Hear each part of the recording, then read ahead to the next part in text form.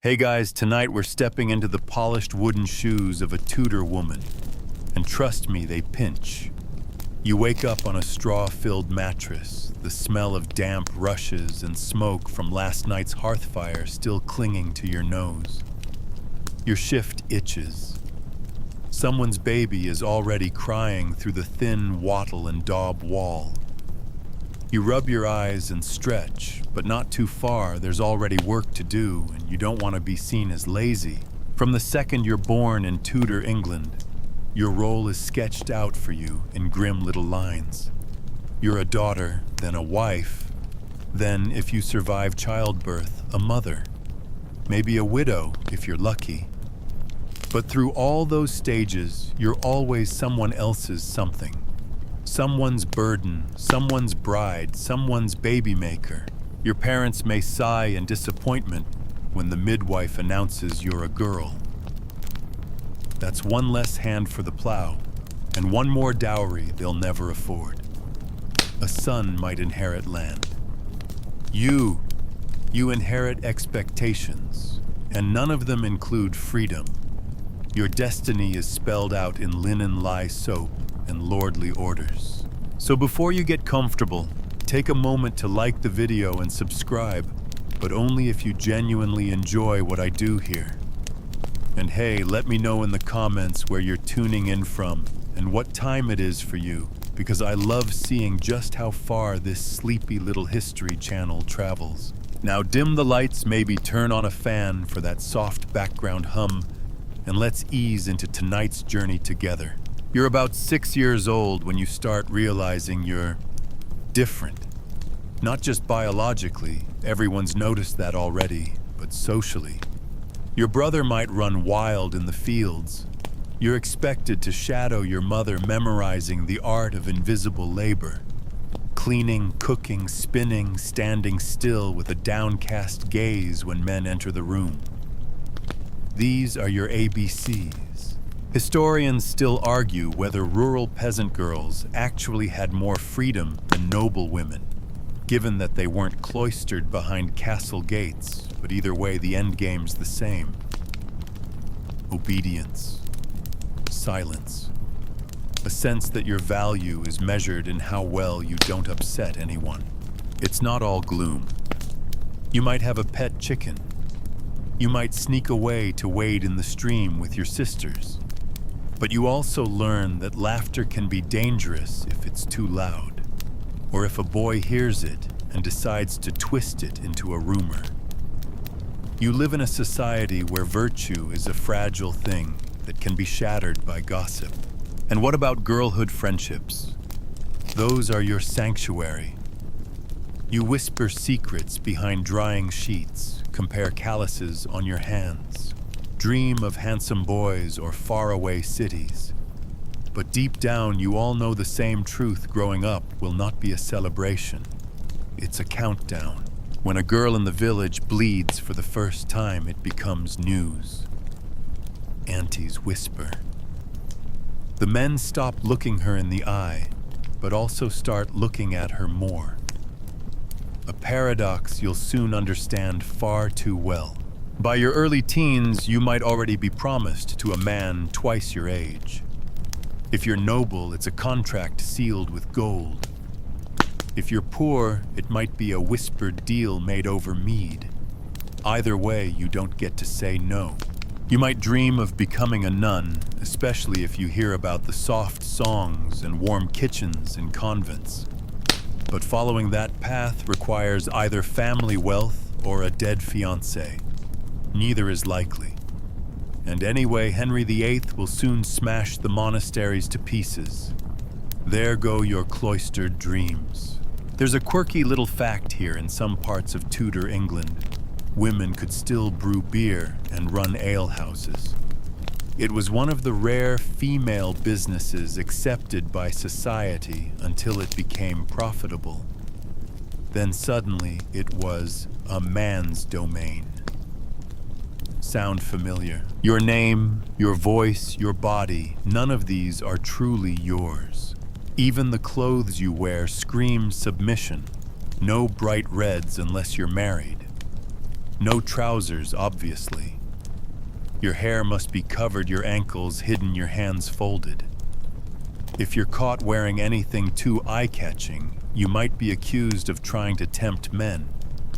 Because naturally, any sin they commit must be your fault. And yet, you survive. Maybe even thrive in your quiet corner of this cold, candlelit world. You hum while you work. You pass down herbal remedies. You master the silent language of glances and gestures. You make a world inside the rules, but you never forget who made those rules. Welcome to Tudor womanhood. Your cage is made of wood and prayer and social shame, and it's going to get smaller before it ever cracks open. Puberty hits like a bucket of cold river water, and no one gives you a towel. Your breasts begin to bud, your hips soften, and suddenly people who used to call you little girl are watching you like you're a loaf of bread on market day. You don't know what's happening to your body, but you know you're not supposed to talk about it. Not to your mother, not to your sister, and absolutely not to the boy who used to throw stones with you behind the mill. The moment your first period arrives, the transformation is official. You're of age, which sounds like a promotion until you realize it's more like a sentence. There's no celebration, no first moon party, just blood confusion and the quiet dread of knowing that your life is no longer yours. Some girls cry, others hide it. And if you're from a family where superstition still lingers thick in the air, someone might whisper that this blood is proof of Eve's sin.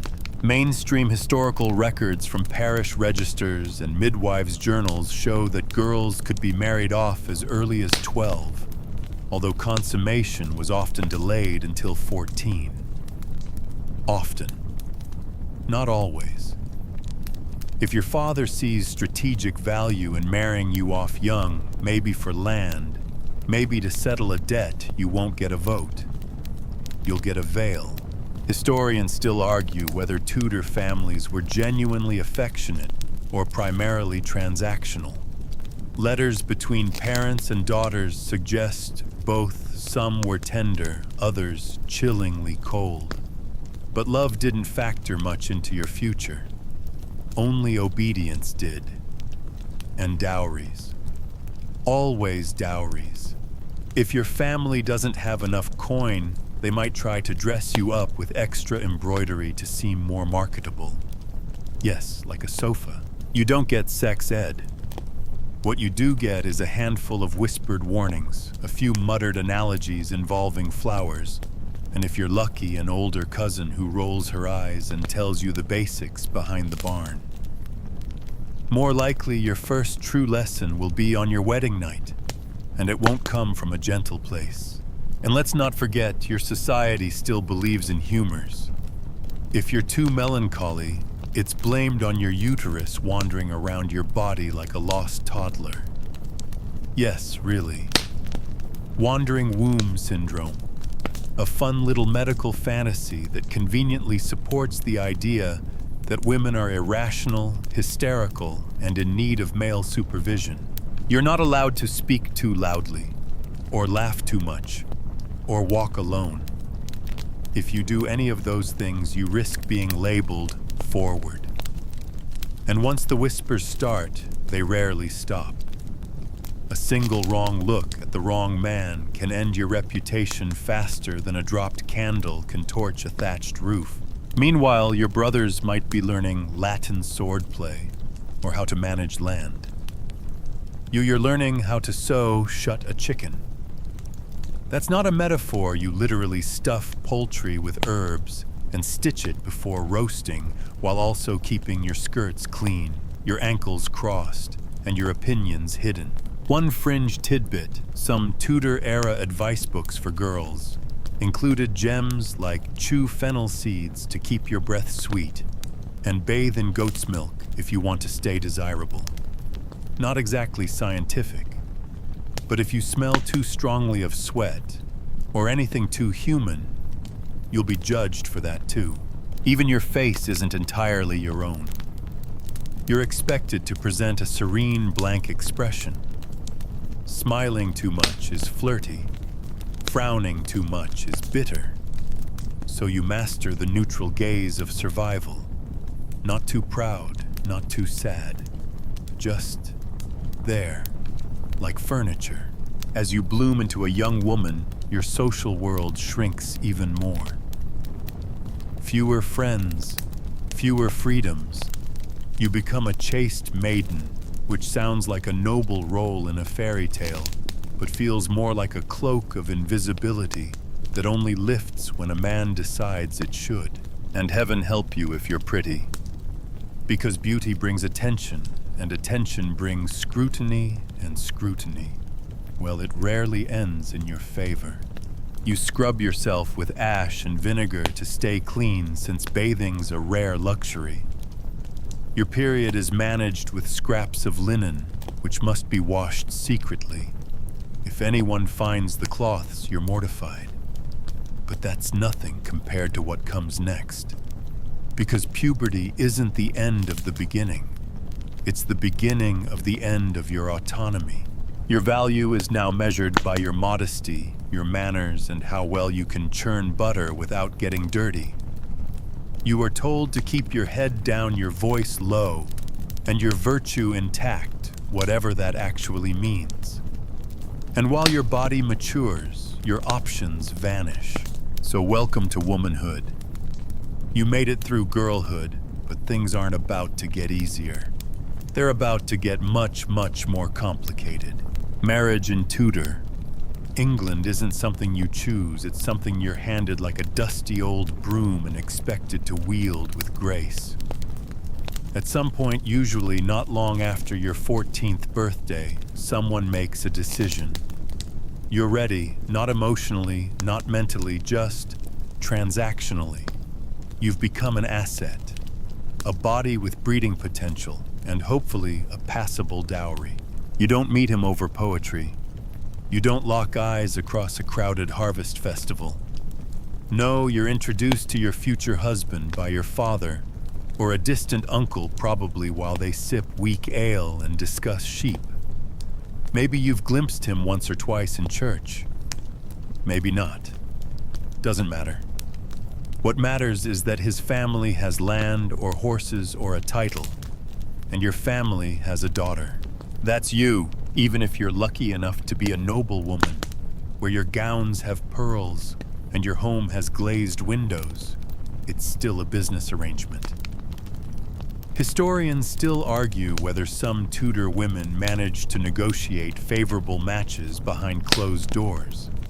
But in most cases, love is a luxury no one expects you to afford. And once the engagement is announced, you're basically furniture on layaway. You begin preparing for your new life. Your mother, or if she's not around, a formidable aunt teaches you how to run a household, how to walk beside your husband without outshining him, how to soothe his moods, and how to be dutiful when the bed curtains close. You're told to be grateful. After all, he's not too old, and he still has most of his teeth. There's a weird little Tudor tradition. Wedding beds were often blessed in public. Yes, with guests. Not for the act itself, thank goodness, but for the bedding ceremony. It was a mix of superstition and surveillance. The community had to see you were entering the marriage properly. Later, they might even inspect the sheets. That's how obsessed this society is with your purity. Your body is not your own, but public property. The wedding day arrives. Your dress is heavy. Maybe white, maybe blue. That was a lucky color then. Your hair is braided, your stomach knotted. The church is cold, the priest's Latin droning. You repeat words you barely understand and seal your future with a kiss that tastes of obligation.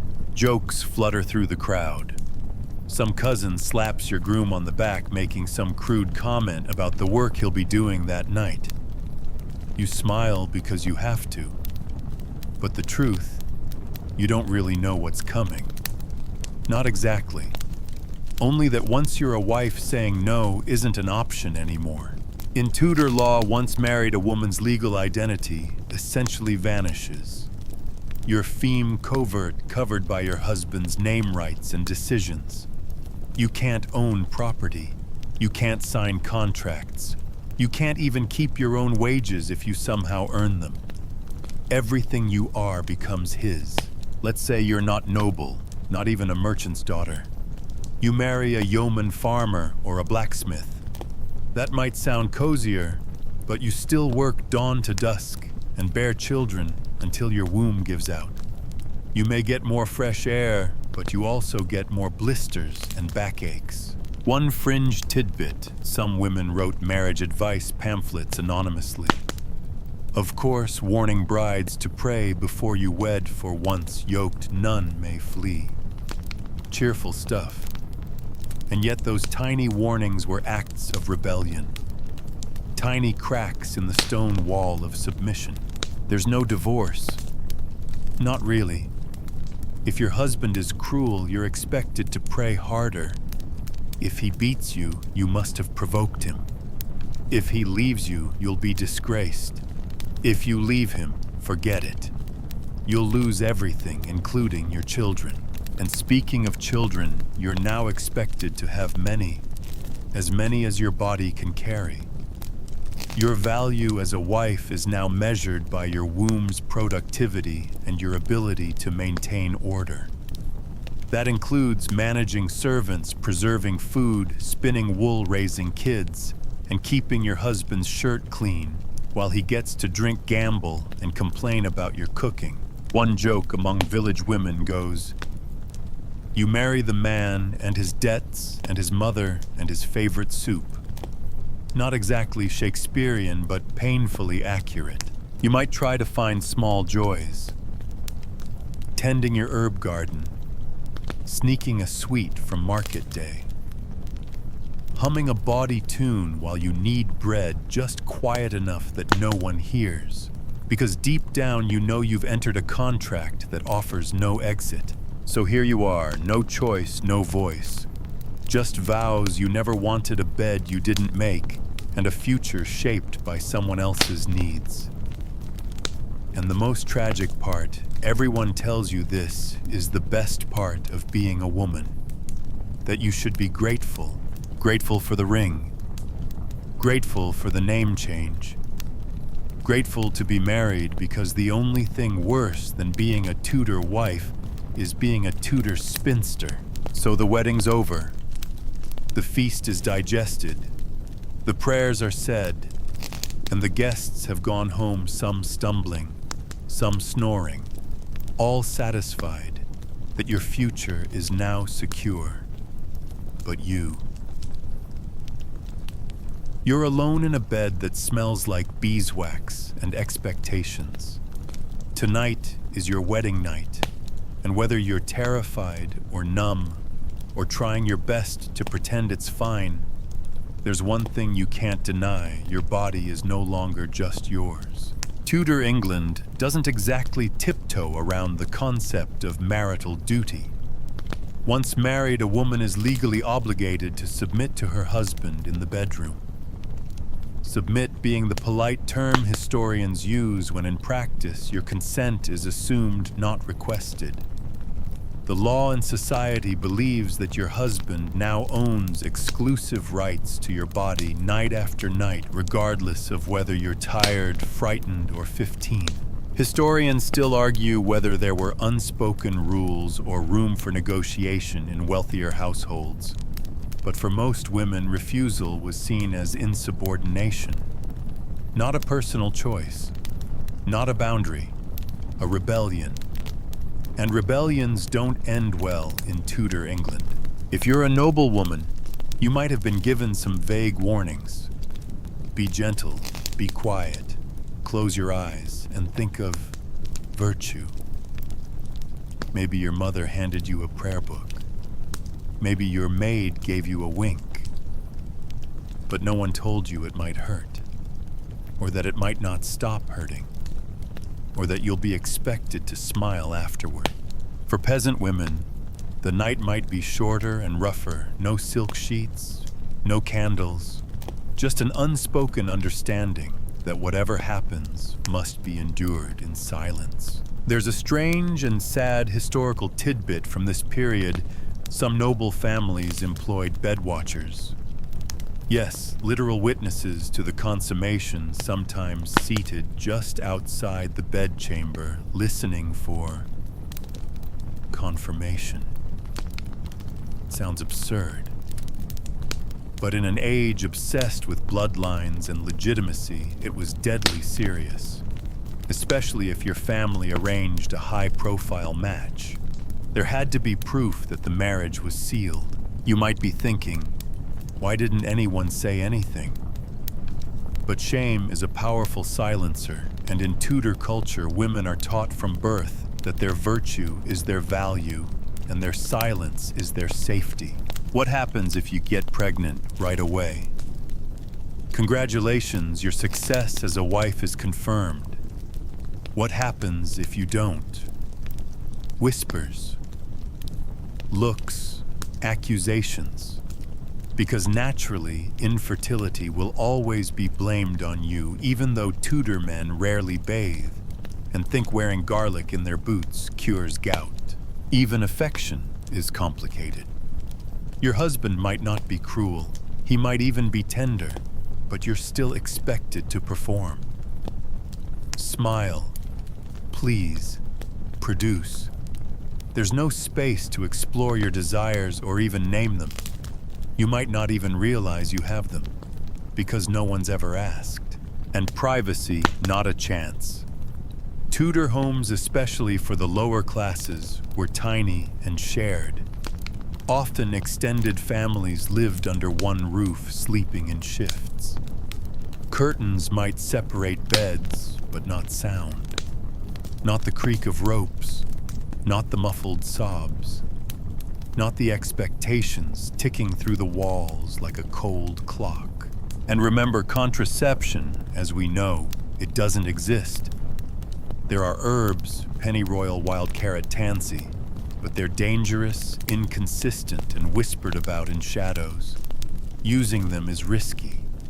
Being caught using them could brand you a murderess or a witch. Here's a fringe fact: some midwives supposedly taught tricks to tilt the womb or cool the humors to delay conception.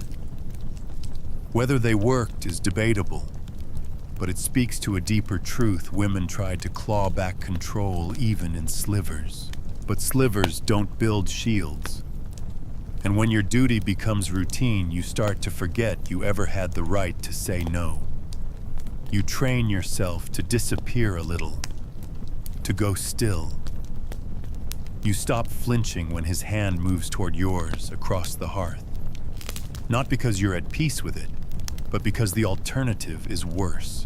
You begin to understand the subtle art of avoidance, the headache excuse, the sudden urgency to check the stew, the carefully timed visits to a neighbor. But you can't dodge forever, because the longer you go without getting pregnant, the more people talk.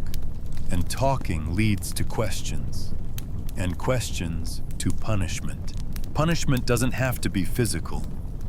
It can be as quiet as coldness, as cruel as exclusion, as suffocating as being locked inside your own role with no way out. And if you do become pregnant, well, that's a whole new set of terrors. But we'll get to that. Tonight, you lie awake in that carved oak bed, counting the knots in the ceiling beams, listening to your husband's breathing, trying not to cry. You wonder if other women feel this way. They do, but no one says so. Because you're a wife now, and wives don't complain. They endure, and that in Tudor England is considered a good night. You wake up nauseous, not just from last night's weak ale, but from something deeper, heavier. You've missed your monthly bleeding your rag week, as some women call it, with a grim little laugh. You don't need a doctor to tell you what's happening. The tightening in your belly, the soreness in your chest, the sudden sensitivity to the smell of salted fish. You're pregnant. Again, for most Tudor women, pregnancy isn't a miracle. It's a countdown, a gamble, a rite of passage that offers no guarantees of survival. You've heard the stories. Everyone has. Women dying in labor, babies born without breath, or worse, born living but deformed or weak, or gone before the next harvest. Historians still argue whether Tudor women truly feared childbirth or simply accepted it as inevitable. But either way, they were never unprepared. They kept their lying-in linens ready at all times. They memorized every herbal remedy and protective charm. They made peace with their own mortality, often more than once. There's no prenatal yoga, no vitamins, no ultrasounds. You're told to avoid spicy foods, bad smells, lunar eclipses, and oddly enough, cats. One fringe belief was that gazing upon something ugly during pregnancy could mark the baby. So women were warned not to look at beggars, deformed animals, or even scary carvings in church, as if your thoughts alone could doom the child. If you're lucky, your husband lets you rest. If not, you work until your knees give out, kneading bread, fetching water, bending over in a back garden full of nettles and wasps. You're not idle. You're just slower and more exhausted, and always queasy.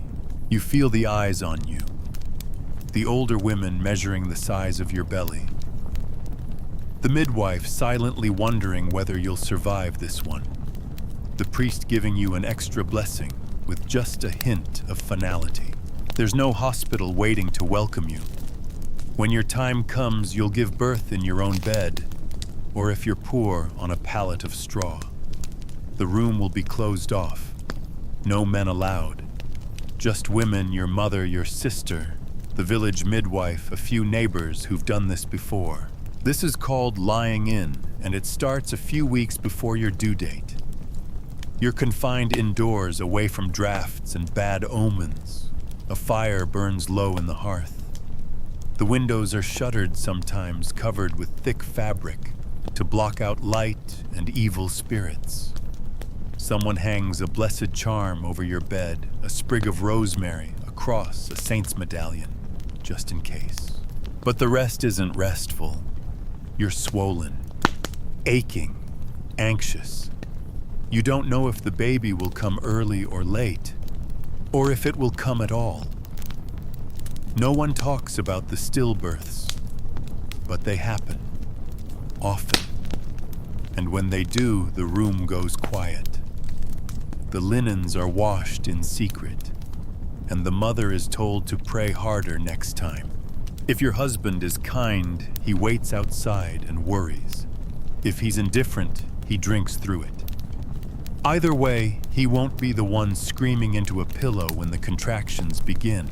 And let's be clear, there's no pain relief, no epidural, no laughing gas. Just wet cloths for your forehead and hands to grip while your body breaks itself open.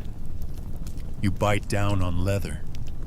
You scream prayers or curses or nothing at all.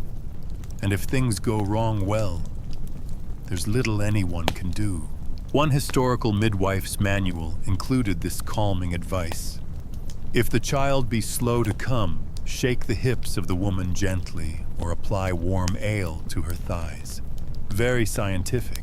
Sometimes they'll try to turn the baby by hand, with no gloves, no antiseptic, just force. Sometimes they'll cut you, without warning, without stitching. And even if you survive the birth, the real danger might just be beginning. Because there's the childbed fever, the creeping rot, the infection that comes quietly on dirty hands or a sloppily washed linen. You shiver, you sweat, you bleed too much, and before anyone can say, call the priest, you're already halfway to the grave. But let's say you make it. Let's say the baby lives. Everyone smiles. They bring you weak broth and soft bread. Someone lights a candle in thanks. And for one brief moment, you're treated like a heroine. But it doesn't last. You're expected to nurse the baby unless you can afford a wet nurse. You'll be up every few hours, even as your body still leaks and aches and tries to heal. You might get a single week of rest, maybe two. Then it's back to work, back to cooking, back to spinning and stitching and hauling. Because life doesn't stop for mothers, and there's no guarantee the child will survive. Feverpox infection, cold, all of it waits just beyond the cradle. You might name them. You might not. Some women wait weeks to do so just in case. You count their breaths at night. You pray with each cough. You whisper to the ceiling, promising to be good, to be better, if only this one lives. You are not a glowing Madonna in a painting. You are a trembling girl with cracked nipples and bloodied linens and 100 unnamed fears, and you will do it all again and again and again. Because being pregnant in Tudor England isn't a phase. It's a cycle, a roulette. And you never really win. You feel it coming long before anyone else does. The aching lower back, the tightening in your belly, the sudden heaviness of breath, it's all there again.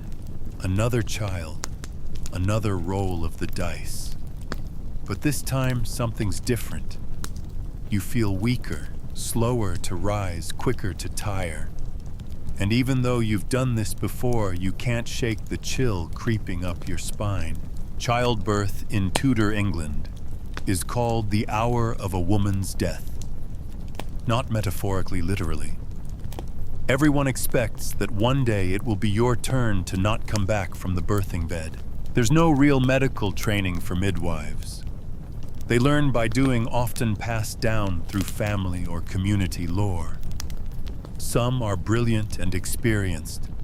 Others rely more on superstition than skill. A coin tied to your thigh. A psalm recited backward. A dried toad in a pouch under the bed to ease pain. Yes, really. One fringe account even claims goose grease was applied to help loosen the child. It's all trial, error, and luck. Mostly luck.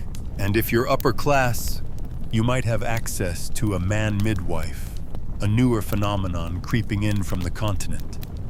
But here's the problem. Male doctors rarely touch women.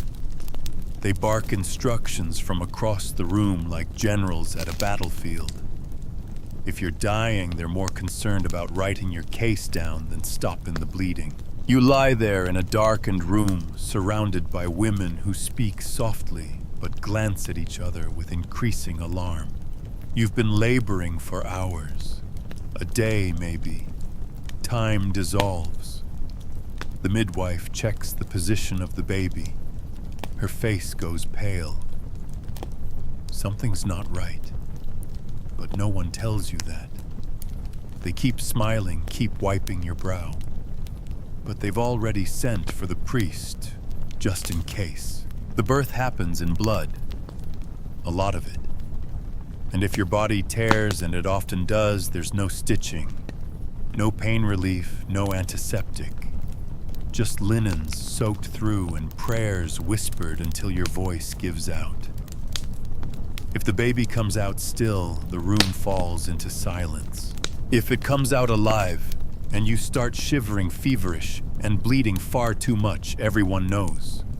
It's childbed fever, the creeping rot, puerperal sepsis. They don't have the term, but they know what it means, death fast or slow. It kills in days, sometimes hours. Dirty hands, dirty linens, a missed prayer. Historians still argue whether women in Tudor England feared childbirth as we would fear war, or whether they simply accepted it with the same grim endurance their mothers and grandmothers had. But even the stoic ones wept when the bleeding wouldn't stop. Even the faithful ones asked why God had let this be their end. And should you die, the burial is fast. The child is taken from your arms. If it lives, a wet nurse may raise it. If not, it's buried with you, sometimes unnamed. You're lowered into the earth in the same linen you gave birth in. A candle burns, a bell tolls, life moves on. But let's say again that you survive. You've bought yourself a little more time. You're thin, pale, the kind of pale that doesn't go away. You bleed for weeks. You sit on a pad of straw and try to hold the baby with arms that tremble. Your body is cracked open in every way, but no one calls it trauma. They call it womanhood. You're expected to be thankful. Your husband, if he's around, likely expects you to return to your duties within days, maybe even nights. Yes, nights plural. Remember, marital duty doesn't wait. Even if your stitches are imaginary and your pain is real.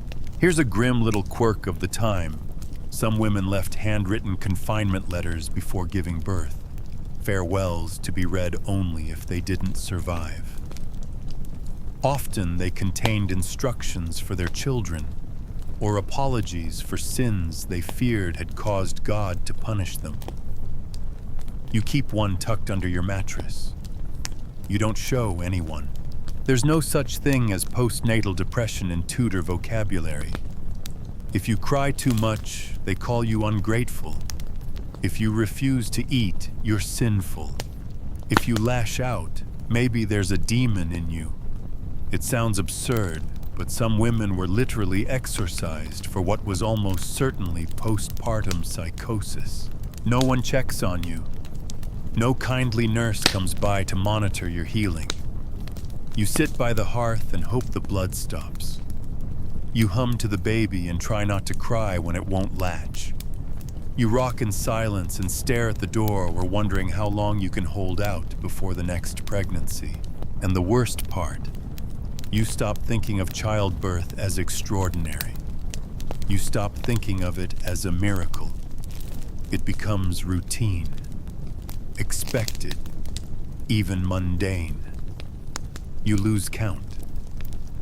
One baby, then another, then a tiny wooden cross behind the church, then 2 more children in the bed beside you coughing through winter, then another ache in your lower belly. Again. So yes, being pregnant in Tudor England is terrifying, but giving birth is war. Quiet, bloody, candle-lit war. And no matter how many battles you survive, you're never truly safe. Not until your womb gives out. Or the rest of you does first. You kneel on cold stone. Again. The smell of incense clings to your sleeves. Your knees ache. But you don't dare shift too much, it might look disrespectful. The priest's voice drones in Latin. You don't understand the words, but that's fine. Understanding isn't required. Obedience is. Religion, in Tudor England, isn't a private comfort. It's public control. From the day you're baptized, the church owns a piece of you. And if you're a woman, that piece includes your soul, your schedule, your sexuality, and your silence. You're told from childhood that Eve is the reason for everything bad, original sin, suffering, childbirth, pain, even death itself. Which means your body by default is suspect, tempting, dangerous, in need of constant discipline.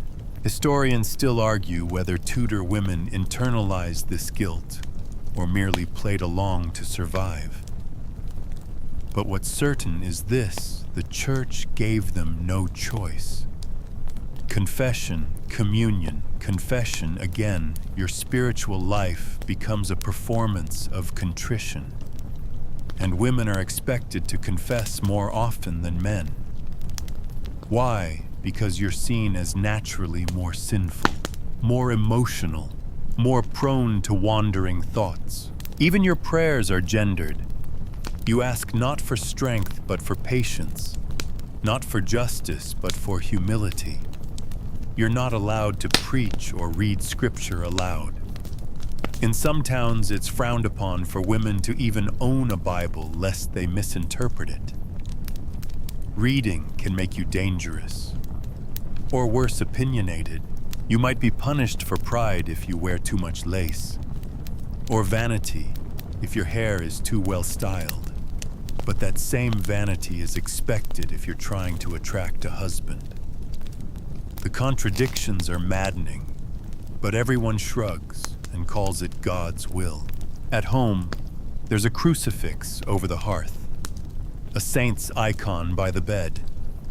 You've learned the prayers by heart, not because you're holy, but because forgetting one can feel like tempting fate. Miscarried must have skipped confession. Sick child, and maybe you wore red on a Sunday. Can't get pregnant. Try pilgrim's water, still no baby must be a punishment. One strange but very real custom, some women drank water that had washed a priest's hands during Mass, believing it would cleanse them of sin or help them conceive. Desperation makes superstition taste like salvation. And when King Henry VIII breaks from the Catholic Church, it doesn't bring you freedom. It brings confusion. Suddenly the religious rules change, then change again under Mary, then flip-flop under Elizabeth. Catholic, Protestant, Catholic again. Each monarch imposes their own version of true faith, and you're expected to follow without question. You don't get to choose your beliefs. You barely understand the politics. You just know that one day your neighbor disappears because she prayed the wrong way. Another day the parish priest is dragged from the pulpit. And if you ask why, you're told to pray harder. Even death doesn't offer clarity. You might be buried with rosary beads or burned with heretics, depending on the winds of power. One year, holy water is sacred. The next, it's superstitious nonsense. You kneel anyway, just in case. There's no separation of church and anything. The church influences what you wear, how you marry when you speak, and what happens to your body after death. It dictates your menstrual taboos, your birthing rituals, your funeral rites. It tells you that pain is purifying, that suffering is noble, and that silence is saintly.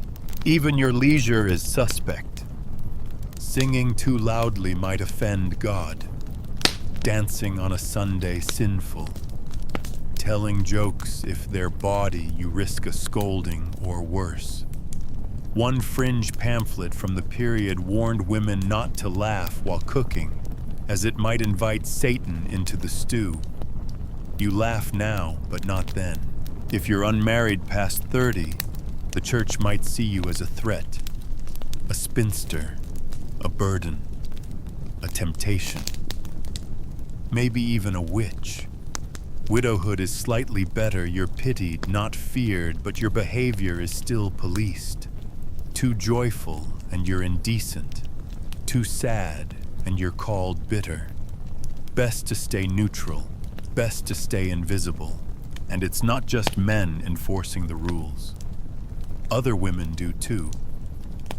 Gossip in the pews, judgmental glances during communion. The quiet war of piety played out in lace collars and bowed heads. If you cry too loudly during Mass, people notice. If you don't cry at all, they notice that too. You're expected to love the Virgin Mary. She's your role model, pure, obedient, endlessly suffering. But the truth, you envy her.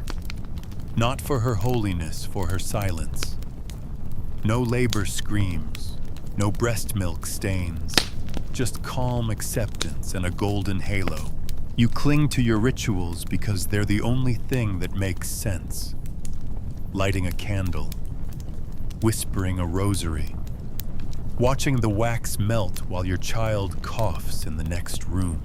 And when things get truly desperate, when the fever rises, or the belly grows wrong, or the bleeding won't stop, you don't reach for a doctor. You reach for prayer. Because prayer is all you have, so you kneel.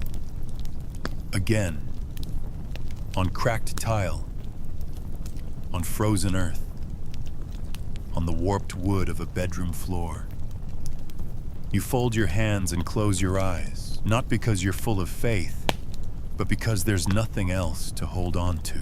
You pray, you obey, you survive, and you try not to ask why God never seems to answer. You rise before the sun. The fire's gone cold again, and your fingers are already stiff from the damp. You rub your hands together, still half asleep, and head for the water barrel. If it's frozen over, you'll break it with a stick. Then it's time to fetch, scrub, sew, cook, repeat. Welcome to a typical day in the life of a Tudor woman. Forget embroidery in sunlit parlors, that's the fantasy sold in paintings. Most women work, relentlessly. And no matter your status, it's either brutal or boring, or both. If you're poor, your labor is physical, from sunup to sundown. You haul water, knead bread, dig gardens, wash linens by hand in freezing streams, and care for everyone but yourself. You know how to pluck poultry, brew ale, spin flax, and sweep soot from a chimney, using a bundle of twigs and sheer will. Your feet crack from cold, your back aches from carrying baskets, and your hands are stained red from beats or worse. But even if you're wealthier, don't imagine ease. It just means your work is unpaid, invisible, and constantly judged. You're expected to supervise servants, plan meals, organize herbs for the sick, spin yarn for the household, and keep up a diary of expenses, all while pretending it's effortless. Smile, ladies. Your worth is measured in silence and starch. Historians still debate whether women in service had it better than farm wives. On one hand, a maid might get food shelter and occasional coin. On the other, she's more vulnerable to harassment by male employers, and there's no HR department in Tudor England. And make no mistake, you don't own your labor. Your husband or father does. Everything you produce, from pies to tapestries to babies, is legally his. You might run the entire household, but you're still listed as wife of John in tax records. Not Jane, not mistress anything, just wife. Even the idea of women's work is a trap. It's supposed to be gentle, domestic, and natural. But in reality, spinning yarn is tedious. Weaving linen shreds your fingertips. Making candles involves boiling fat and risking burns. And don't get us started on soap making, which stinks so much it has to be done outside, far from the house. Still, it's your job. A fringe practice from the countryside involved collecting morning dew and bottling it to sell as a complexion water. You try not to laugh at that while scrubbing latrines. But hey, every coin counts. You don't rest either. No weekends, no me time. Church on Sunday counts as your break, but only if the sermon is short, which it never is. The moment you get home, it's back to grinding grain, or tending the sick, or mending the sock that's already half whole. And when there's a festival or market day, you don't get to just wander and eat honey cakes. You're helping sell things, watching kids, or trying to keep your husband from drinking away the week's earnings. Education. Not unless you're a noble. And even then, it's mostly dancing Latin prayers and the ability to sign your name with flourishes. You can't study law, or medicine, or theology. You can't join a guild. You can't own a shop. Well, technically you can in widowhood, but even then, it's temporary. Oh, and if your husband dies, you might run his business, until a suitable male relative arrives to relieve you of the burden. How kind! Still, some women push the boundaries. A few midwives gain local fame. Some widows run taverns. One rare miller's wife in Kent is known to have fought a legal battle to keep her rights to a water wheel. Spoiler, she lost. But most women don't get that chance. They're stuck spinning wool while listening to the same fire crackle year after year. And even when women work alongside men on farms, in markets, and crafts, their names are left off records. You help slaughter the pig salt, the meat carry the buckets, and smoke it in the shed. Congratulations. The record reads, Pig slaughtered by Thomas. One of the few public jobs available to women alewife. Brewing beer at home and selling it. Sounds great, right?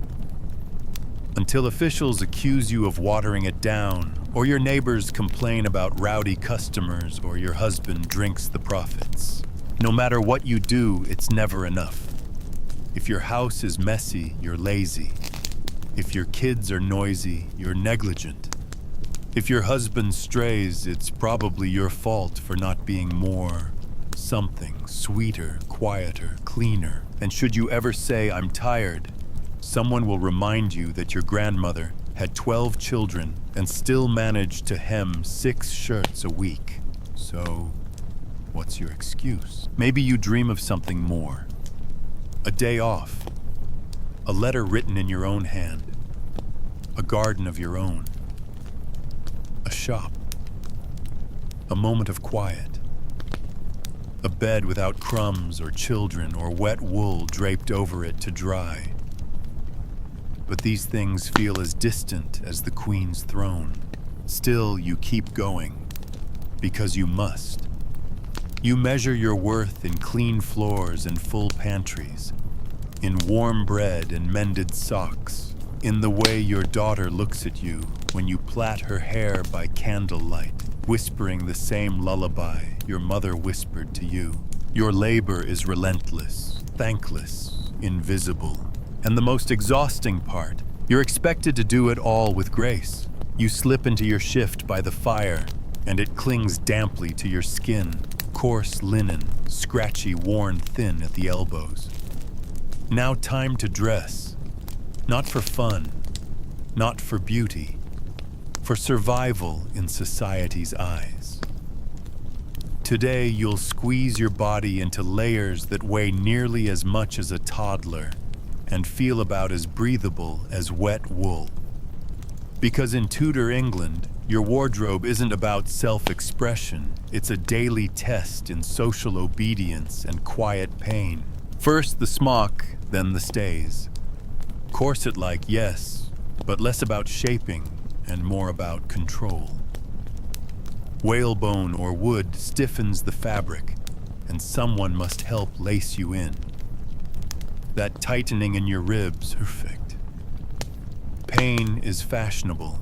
Over that, a kirtle, then a gown. If you're upper class, it might be velvet or brocade weighing several pounds and lined with fur. You'll smell of sweat by noon even in winter. If you're lower class, it's wool dyed with whatever you could afford madder root maybe. And heaven forbid your ankles show when you bend to sweep. Next, your hair. No loose tresses allowed.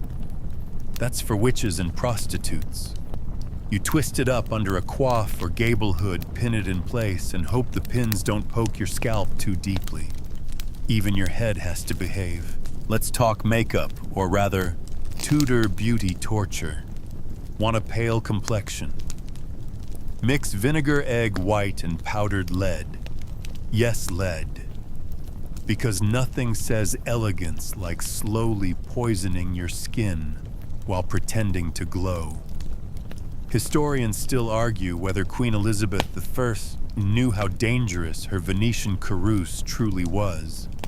Either way, it gave her that ghostly revered look and stained her death mask forever. Your lips, tinted with cochineal crushed beetles. Your cheeks, a dab of red ochre carefully smoothed, lest someone think you're warm-blooded or worse, a farm girl. The goal is to look ethereal, untouchable, like you've never lifted a finger in your life, even if you just spent the morning shoveling ash. One fringe practice. Some women use mouse fur to fake darker eyebrows or patch up thinning hair. Yes, mouse, not velvet. Real fur. You cut it to shape, glue it on, and hope the candlelight isn't too revealing. Then there's the farthingale hoops sewn into your skirts to widen your silhouette because wide hips signal fertility. Sitting becomes an art form. So does walking. Narrow door. Good luck. Windy day. God help you. You want perfume? Great. Boil herbs or carry a pomander, basically a scented ball on a chain, to mask the reality that everyone smells like smoke, sweat, and sheep. Remember, you bathe once a month at best, twice if you're fancy.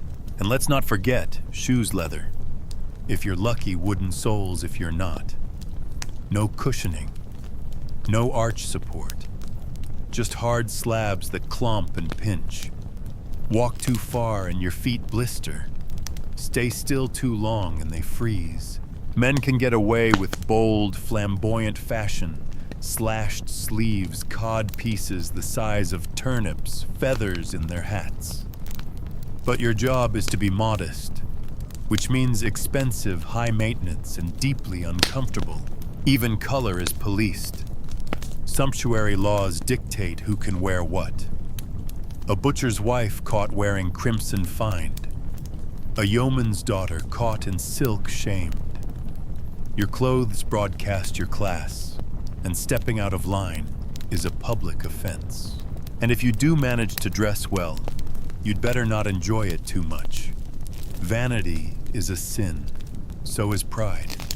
So is spending too much on imported lace when your neighbor's goat just starved. Still, you try. Because appearance is your armor. If your husband beats you and your gown is clean, people might still think you're virtuous. If you smile politely and smooth your skirts just right, you might escape gossip. You might even impress a merchant's wife enough to get invited to supper, which could mean leftovers for your children. But all of this, it's a trap. Because if your gown is too fine, you're vain. If it's too plain, you're lazy. If your hair shows, you're loose. If your hood's crooked, you're careless. There's no winning, only surviving. And the irony, none of it's for you. These layers, these laces, this poison paste on your face, it's all for other people. For neighbors. For churchgoers. For your husband's reputation. For your family's name. Even in death, the expectations don't stop. If you're rich, your burial gown is sewn from fine linen, your hair brushed and braided just so. If you're poor, you might be wrapped in your old smock, but someone will still fuss about modesty. No exposed ankles, not even in the grave. And through it all, you dream. Not of ball gowns or silks, just of loosened laces, bare feet on grass, hair down, wind-kissed. A moment without pins or posture. A world where fashion doesn't punish you for existing in a woman's body. But for now, you tie your last ribbon smile tight-lipped and head out the door, hoping today no one notices the hem you patched with string, the stain you couldn't scrub, or the blister on your heel that split open again. You're ready for another day in the beauty prison of Tudor England. You sit on the rough bench, your hands raw from laundry, your shoulders aching. Outside, boys chase chickens and shout Latin rhymes they learned at grammar school. You're told to keep your eyes down and your stitches straight. Because in Tudor England, if you're a woman, education isn't your future, obedience is. You were likely never taught to read. Maybe you recognize your name scrawled once by a priest on the edge of a parish register. But books, they're locked in churches and libraries, written in Latin, guarded by men. The very idea of a girl reading them is more laughable than scandalous. It's unthinkable. Unless you're noble, then maybe you learn to read English, just enough to recite prayers and copy recipes, or to impress a husband. But don't get ahead of yourself. Scholars still debate whether Lady Jane Grey's classical education helped her or simply got her killed. The average Tudor girl's curriculum, domestic arts. Spinning, sewing, brewing, baking, remembering which herbs won't kill you and which ones might be useful if you want them to. You're not taught to ask questions. You're taught to serve and to smile while you do it. And if you do get curious, if you sneak peeks at the Bible careful. Interpretation is for clergymen. You might read something and misunderstand, or worse, start forming your own thoughts. The Reformation didn't change that much. It just shuffled the rules and gave the printing press more work. That said, you might hear rumors of brilliant women, Margaret More, Queen Catherine Parr, who read Latin and Greek, who wrote books. But they're rare, and they walk a tightrope. One slip, one wrong opinion, and they're accused of heresy or witchcraft. Literacy can be dangerous if it outpaces your humility. Your education, if we're generous with the word, is more about surveillance than enlightenment. You're taught how to act, not how to think, how to kneel correctly at Mass, how to address a noble, how not to laugh too loudly or speak before being spoken to. These are lessons for survival, not empowerment. And God help you if you're left-handed. That's the devil's mark. Better to beat that tendency out early before the neighbors start whispering. One girl in your village had the audacity to write with her left hand and ended up accused of consorting with spirits. Coincidence, maybe. But Tudor England doesn't believe in coincidences. Of course, there's one institution interested in teaching girls the convent. But post-Henry VIII, most nunneries are dissolved. Their libraries torched, their sisters scattered. Historians still argue whether this was a tragic loss for women's scholarship or a liberation from cloistered control. Either way, the result is the same fewer spaces where girls could learn. So instead, you learn from your mother. She teaches you how to read a man's mood from the clink of his boots, how to measure flour by feel, how to hide bruises with lard, and how to cry silently when no one is looking. That's your education. Passed down like a torch, but it burns. There are exceptions. If you're lucky enough to be a noble's daughter, and your father fancies himself a humanist, you might be tutored alongside your brothers for a while, until you start asking about politics or scripture. Then you're gently or not so gently reminded of your place. You watch your brothers leave for school in the morning, their satchels swinging their futures wide open. And you're left to churn butter and memorize proverbs. Silence is a woman's best garment. Obedience is better than sacrifice. There's a Tudor one-liner for every aspect of your cage. Your handwriting, if you ever develop one, is neat, decorative, useful for copying recipes or inscribing little moral phrases in a Bible's margin. Not for composing sonnets or political pamphlets. That's for men who sign laws and start wars.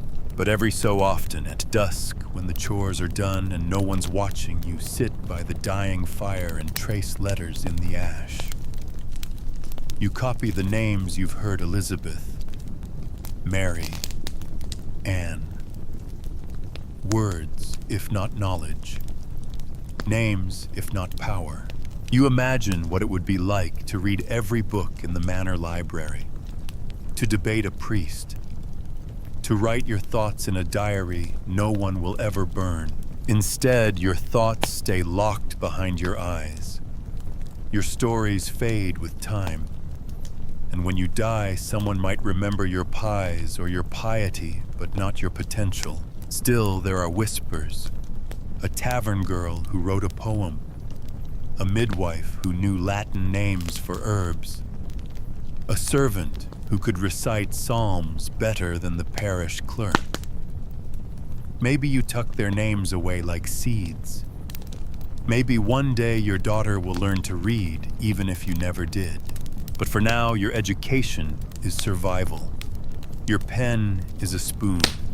Your classroom is the hearth. And the only diploma you'll ever receive is the fading smile of your aging mother, who once tried to teach you how to hope in a world where women were never supposed to know too much. You'd think that widowhood might finally bring some peace, a chance to breathe without a man looming over your shoulder. But in Tudor England, even being a widow doesn't set you free. If anything, it just tosses you into a different sort of cage. One lined with legal traps, nosy relatives, and vultures with powdered wigs. The moment your husband dies, your status gets complicated. First, there's the mourning. Not for him necessarily, he might have been cruel, absent, or smelled like pickled onions, but mourning is expected. Black gowns, quiet, weeping, no public joy. It's a performance and the neighbors are watching.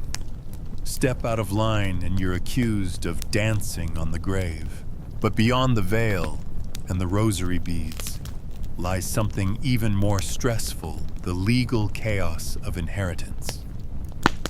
Because unless your late husband went out of his way to protect you in his will, which, spoiler alert, most don't, you're about to lose everything. House belongs to his eldest son. Jewelry goes to the next bride in the family. Even the bed you shared, probably being sized up by your brother-in-law's new wife already. Sure, there's the concept of a dower right, 1/3 of your husband's lands or property. In theory. But in practice, claiming it means you have to show up to court file petitions and navigate a legal system designed by men who think your very presence in a courtroom is indecent. Historians still debate whether Tudor widowhood offered more independence or simply new forms of vulnerability. And God forbid you're childless, because without a son to speak for you, you have the social power of a tea towel. Your husband's family might kick you out, accuse you of wasting his fortune, or worse, try to marry you off again. Because that's what you are now, a hot potato of property and potential alliances. You might try to remarry, especially if you're still of childbearing age. But the second time around isn't always kinder. Love still isn't part of the bargain. The new husband sees you as a bundle of leftovers from another man's estate, and he expects gratitude, or silence, or both.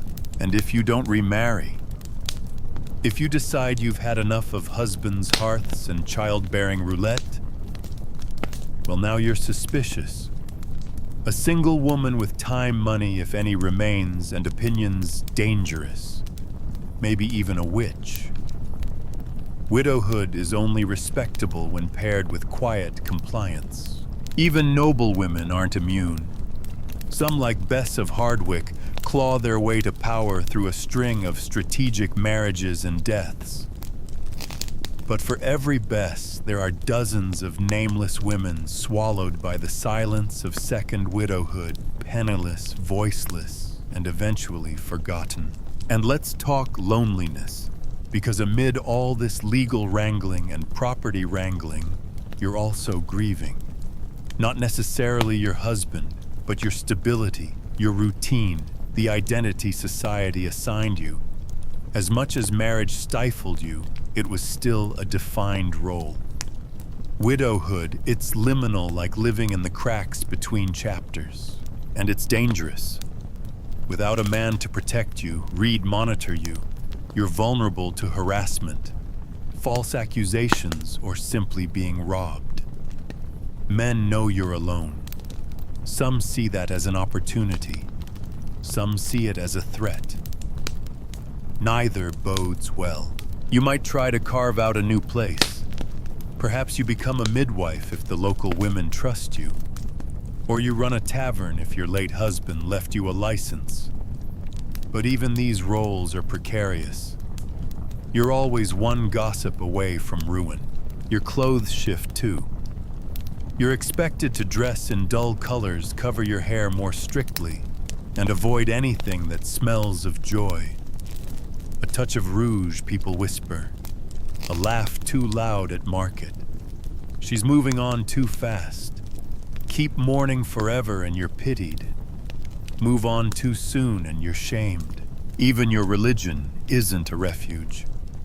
Depending on who's king or queen this week, Henry, Edward, Mary Elizabeth, you might find yourself caught in a doctrinal whiplash. One minute your prayers are too Catholic. The next, not Catholic enough. Your late husband's beliefs could get you in trouble long after he's cold in the ground. And let's not forget the worst part. If your husband was abusive, cruel, or simply indifferent, you're not even allowed to say it. Speaking ill of the dead is taboo. So you smile tightly when people call him a good provider or a decent man, and you bite your tongue. Because in Tudor England, even your truth must be spoken in whispers, if at all.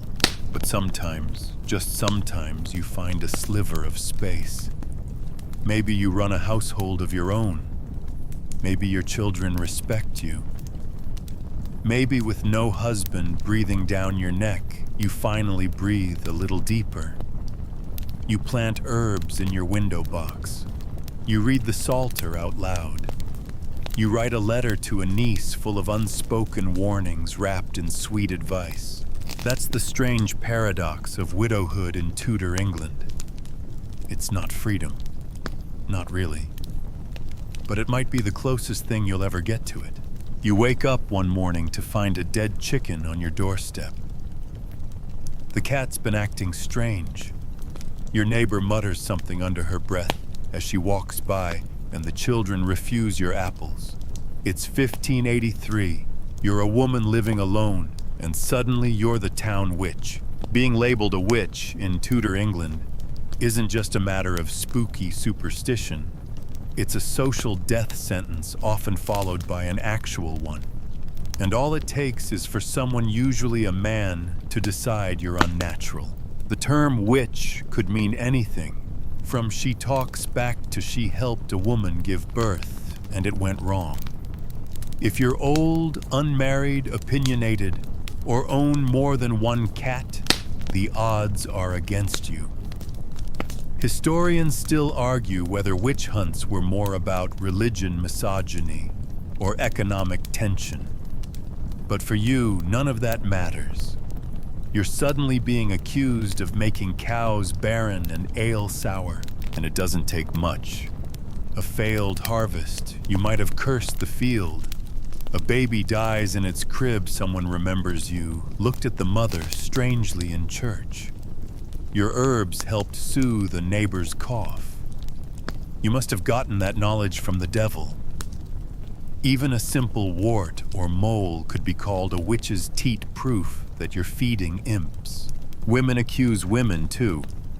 Competition, jealousy, survival. If someone can point the finger before it's pointed at them, they will. And if you're a widow, like we mentioned earlier, you're especially vulnerable. No husband to defend you means no protection. You're a sitting duck. The trials are a farce.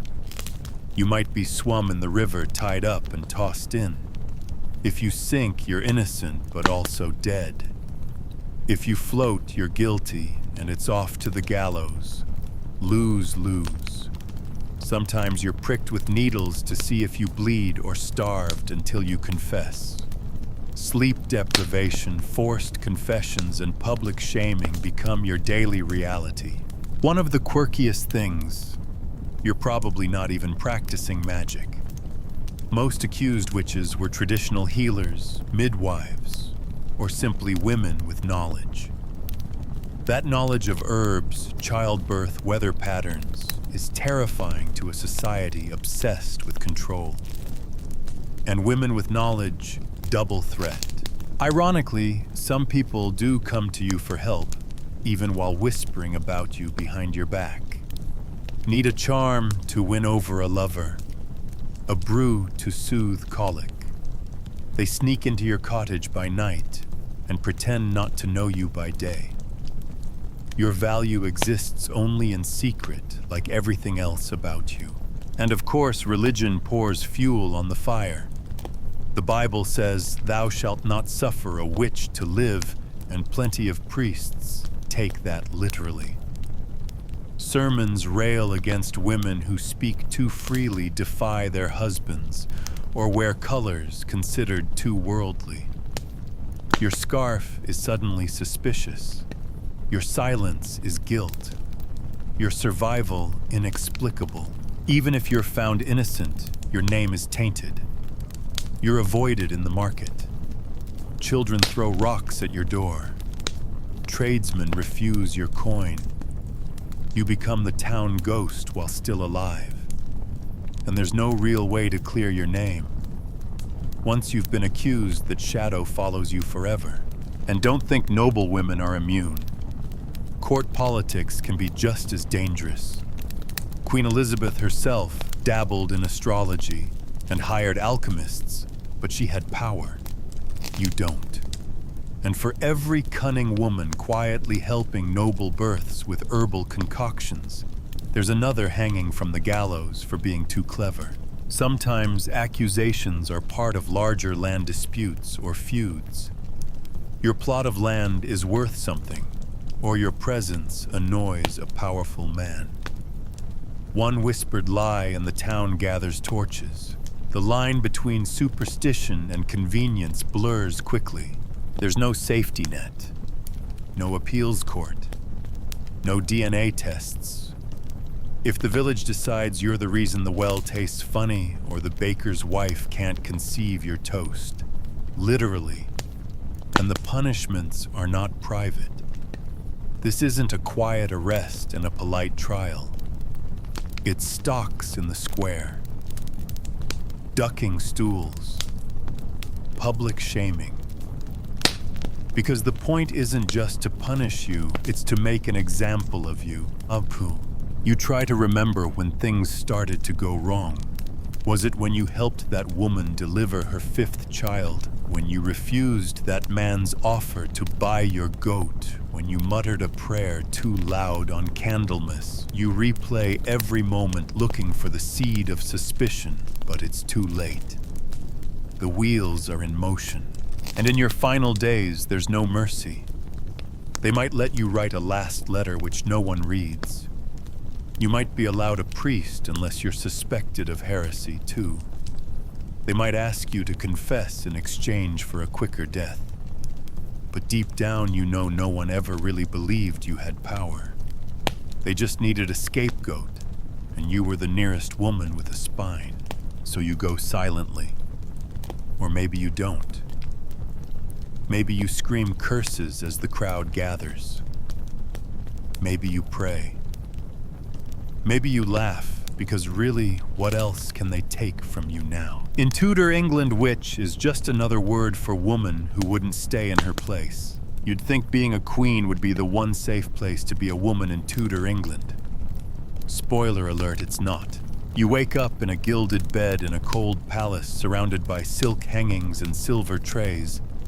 But all the luxury in the world can't protect you from being well female. Even with a crown on your head, your life still isn't your own. In fact, your body is more public property than ever. As a royal woman, your entire existence is a high-stakes balancing act. Be charming, but not seductive. Be obedient, but not dull.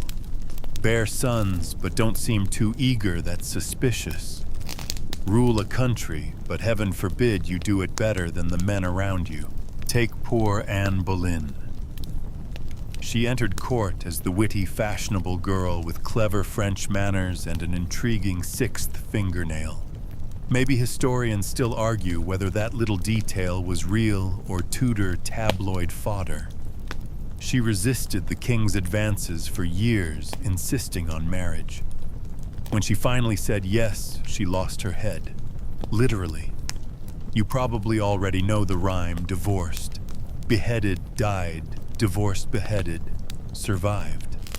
Not exactly a great review of Henry VIII's dating history. Anne's biggest crime wasn't witchcraft or infidelity. It was not giving Henry a male heir quickly enough. Never mind that biology doesn't exactly work that way. But in the royal court, your womb is the national investment fund. Every failed pregnancy, every miscarriage, every daughter born instead of a son chips away at your worth. And it's not just Henry's wives. His daughter Elizabeth I ruled for over 40 years, never married, and is still one of the most iconic monarchs in British history. But her life was a constant PR campaign. Her virginity became state propaganda. Every portrait, every public speech, every dance was political theater designed to keep everyone guessing. Will she marry? Will she name an heir? Is she even a real woman? Being single was dangerous. Being married was worse. Catherine Parr, Henry's sixth wife, had to walk a tightrope between being smart enough to engage him intellectually and docile enough to not get accused of heresy. And oh, she was nearly arrested for her progressive religious views too, because of course she was. The moment she opened her mouth too boldly, enemies pounced. It was only a well-timed apology that saved her from the tower. Even if you're not queen, being part of the royal circle as a lady-in-waiting or noblewoman doesn't offer much protection. The court is a nest of spies, backstabbers, and flattering snakes. You're watched constantly. Who do you dance with? What do you whisper behind your fan? Is your gown too French, too Catholic, too festive? One wrong move and you're out banished or worse. And let's not forget Mary Tudor, Bloody Mary England's first queen regnant. She tried to restore Catholicism, burned a few Protestants, and was remembered mostly for the flames. But what often gets missed is her desperation to produce an heir. Her multiple phantom pregnancies, swollen belly, all symptoms present. No baby are now thought to have been uterine cancer or perhaps deep psychological stress. The pressure to bear sons literally consumed her from the inside out. Your body once again becomes a battleground. Even Elizabeth, with all her political savvy, had to constantly dodge rumors. Was she secretly a man? Yes, the Elizabeth was a man. Theory still floats around in some corners even today. Did she poison her cousin, Mary, Queen of Scots? Did she fall in love with her childhood friend, Robert Dudley? Did she kill his wife to clear the way? The questions were endless. Because at the end of the day, power in a woman's hands still made people uncomfortable. And for all the silk gowns, jeweled crowns, and endless banquets, royal women were still vulnerable. Your ladies spied on you. Your own council plotted against you. Even your personal physicians might report on your health to your enemies. Imagine getting a period and having half the country assume you're either pregnant or cursed. Privacy non-existent. One fringe tidbit during Elizabeth's reign, it was whispered that she used lead-based white makeup to mask smallpox scars, and that the paste slowly poisoned her. The mask of youth, they called it. The irony, even the Queen had to maintain a beauty standard so dangerous, it might have helped kill her. So here you are, robed in ermine and surrounded by sycophants, and you still can't sneeze without a servant running to report it to the Privy Council.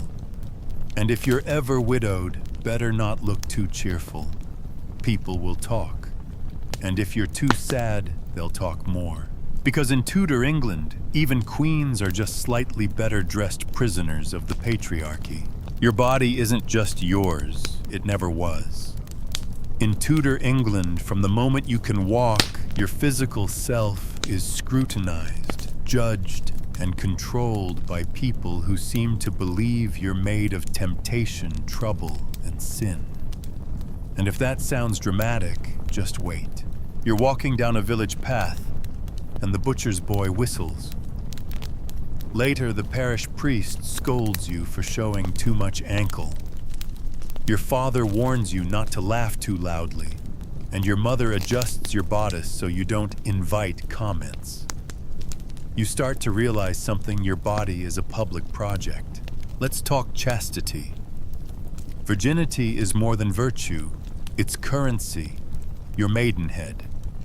Yes, they literally called it that. Determines your value in marriage. If you're suspected of losing it early, even if that loss wasn't your choice, you could be ruined, shunned, or worse. To protect young women, some families resort to what modern scholars debate as part folklore, part fact, the chastity belt. Historians still argue whether these iron contraptions were ever widely used, or just the stuff of grim symbolic art.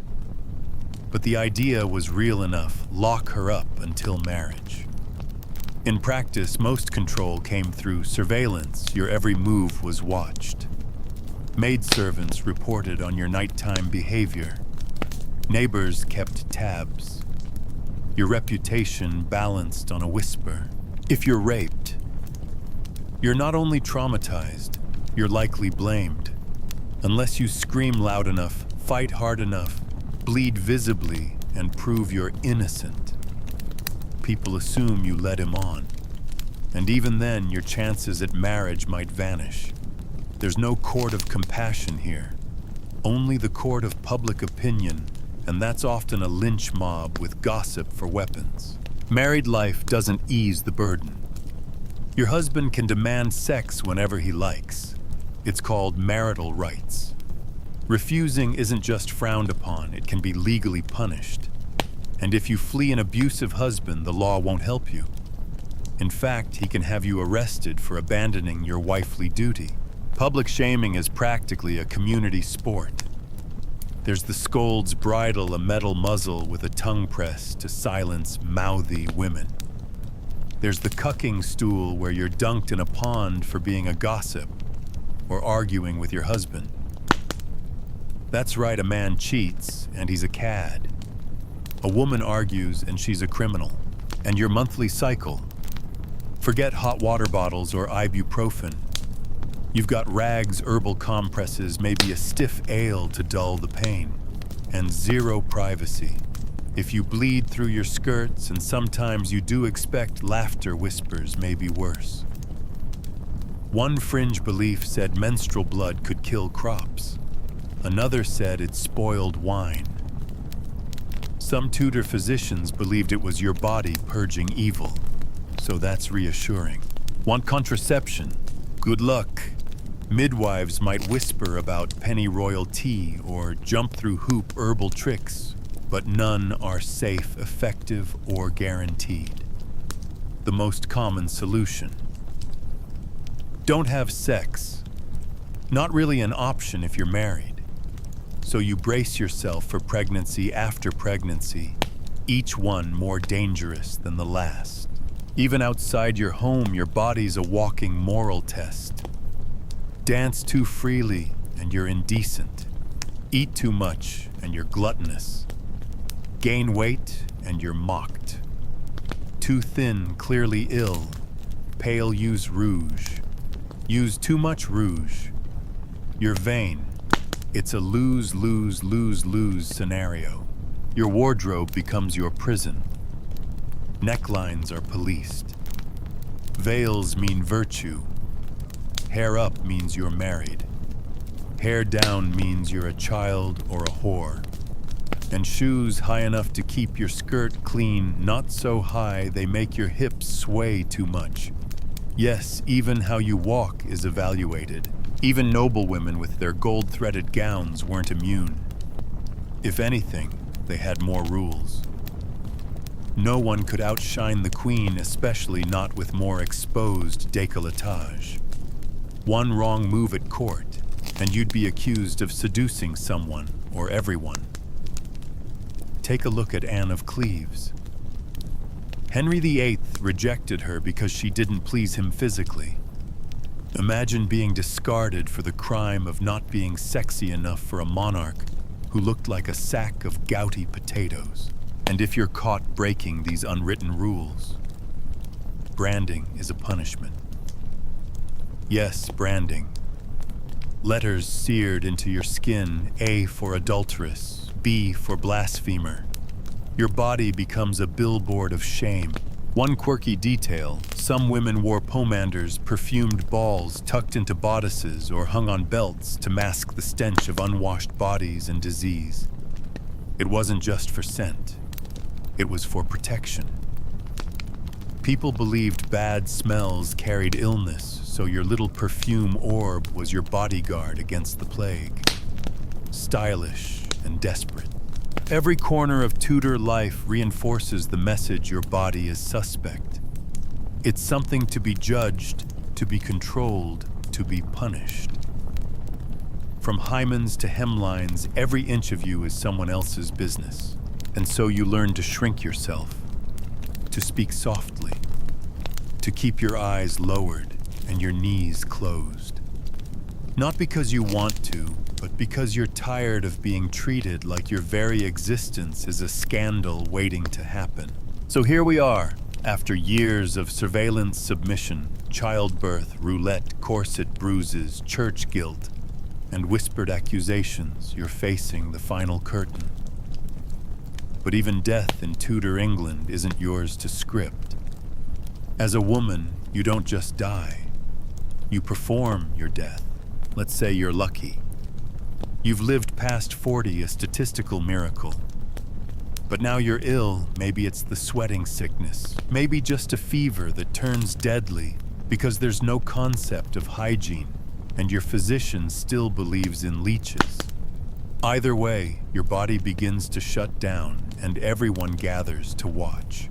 There's no hospice, no private last moments.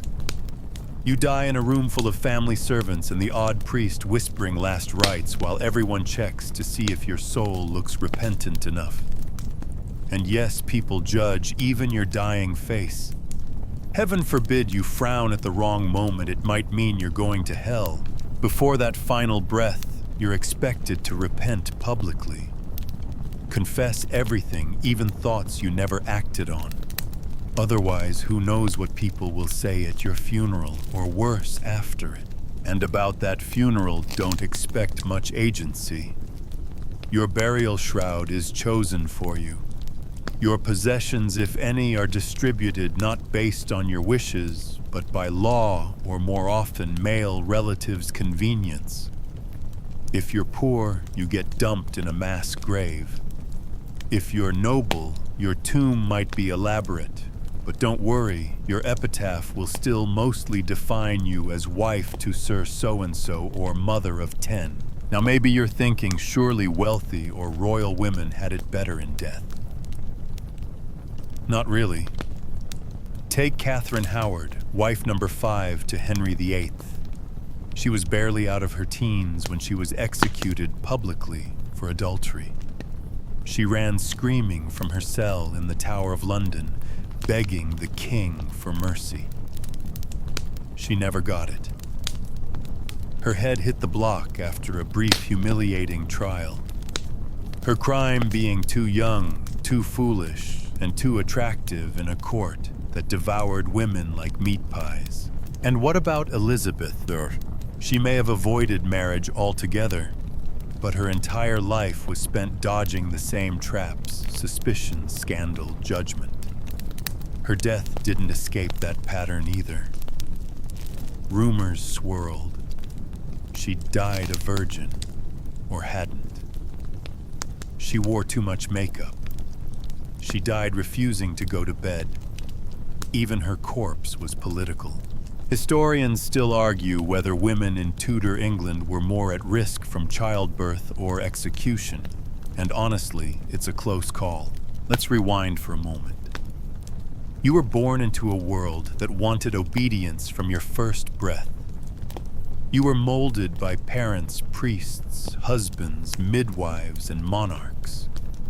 You were silenced by custom and corset alike. And when you stepped even slightly out of line, whether you danced too boldly, loved the wrong man, or aged without permission, you were punished. Still, there were sparks. Some women wrote secretly. Some healed others with knowledge passed down through generations of midwives. Some resisted in small, stubborn ways, singing bawdy songs, adding too much nutmeg to their pies, wearing a color one shade too rich. These were acts of rebellion, quiet but defiant. You weren't allowed to vote, own property independently, or divorce easily, but somehow you endured. You formed bonds with other women, sisters, servants, friends, and those tiny alliances made survival possible, maybe even joyful on rare days. And now, you slip away, maybe in silk if you're lucky. Maybe on straw if you're not. Either way, the world keeps turning its rules unchanged until the next girl is born into the same cycle. You never get a statue, or a portrait, or a poem, but someone remembers you. A great-granddaughter whispers your name. A neighbor lights a candle. A historian stumbles across your mention in a dusty ledger. You disappear, but not entirely. Your story clings to the edges of history, quiet and unfinished. Word count 1058. Wind down begins, so now let's slow things down together. You've trudged through centuries of pain and patriarchy, corseted ribs, and quiet resistance. Let the past melt a little now. Take a slow, deep breath. Let it fill your chest, then drift out again like mist across a Tudor field at dawn. The world you just visited was harsh, raw, and relentless. But you're here now, present, safe, and still. No watchful parish priest. No bloodletting physician. No thunderous footsteps in the corridor. Just your quiet room, the low hum of the fan, and the soft pull of sleep at your temples. Picture a candle flickering out gently in a small wooden cottage somewhere in the countryside. Outside, a soft rain begins to fall. Not the angry kind, just that slow, steady kind that soaks the soil and hushes the trees. And in that stillness, imagine a voice whispering, "You made it." Let your mind ease into that softness. You don't need to remember every detail, just the feeling of having walked beside women long gone who faced storms they never chose but stood tall just the same. Close your eyes. Let that candle go out. Good night. End of script. Sweet dreams.